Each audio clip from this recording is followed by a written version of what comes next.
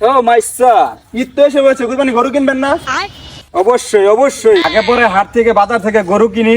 এই বছর গ্রাম থেকে গরু কিনতে হবে, দেখে শুনে দেশি গরু। আচ্ছা তাহলে চলো আমি যাই, দেখে শুনে গরু কিনবো। চল, গ্রামে তো চলে আসলাম, ওই যে দুইটা গরু দেখা যায়, চল দেখি পছন্দ হয় কি। চলো। Hey man, your cow how much? এটা তো মাছ না, এটা গরু।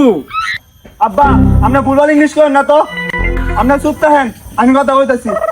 ভাই, আমার গরু তো দুইটা, এই যে একটা, এই যে একটা।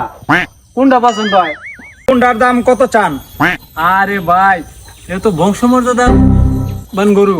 এটার দাদাই আপনার ওয়ার্ল্ড চ্যাম্পিয়নে এক নম্বর হয়েছে, এটার বাবাই ধরে আপনার এক নম্বর হয়েছে ওয়ার্ল্ড চ্যাম্পিয়নে। আর এটার নাম কি জানেন আপনি? এটার নাম হচ্ছে প্রিন্স মামুন। হাঙ্গাই এক গ্যাস, আপনি জানেন এর দাম কত? ড্যাডি, আমি এই গরুই নিব। ভাইয়া, এটা দাম কত? কত হলে ছাড়তে পারবেন বলেন তো?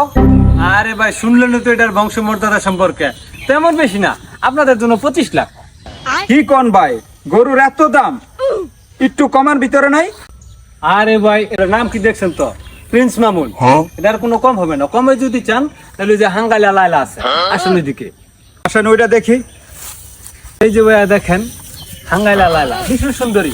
এটার দাম একেবারে কম, নিতে পারেন, যত খুশি দুধ দরকার ততই পাবেন এবং গুস্তও পাবেন। এটা নিতে পারেন, একদম 20 লাখ।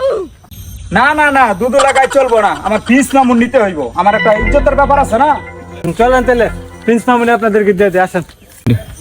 ভাই, এই দামে এইগুলো আপনি কোথাও পাবেন না, বিশ্ব চ্যাম্পিয়ন, বংশমর্যাদা শুনলেন না। ভাই বলেন তো কত হইলে ভাড়া দেবো, একবারে বলে দিবেন, ঠিক আছে?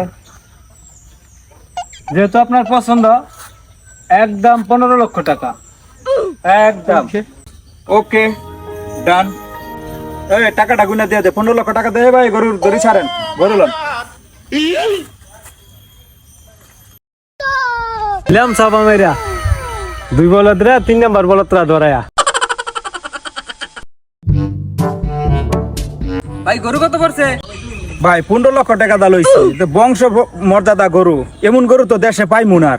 2 লাখ টাকার গরু 15 লাখ টাকা কিনছে। গরুর আবার বংশমর্যাদা আছে নাকি? বলো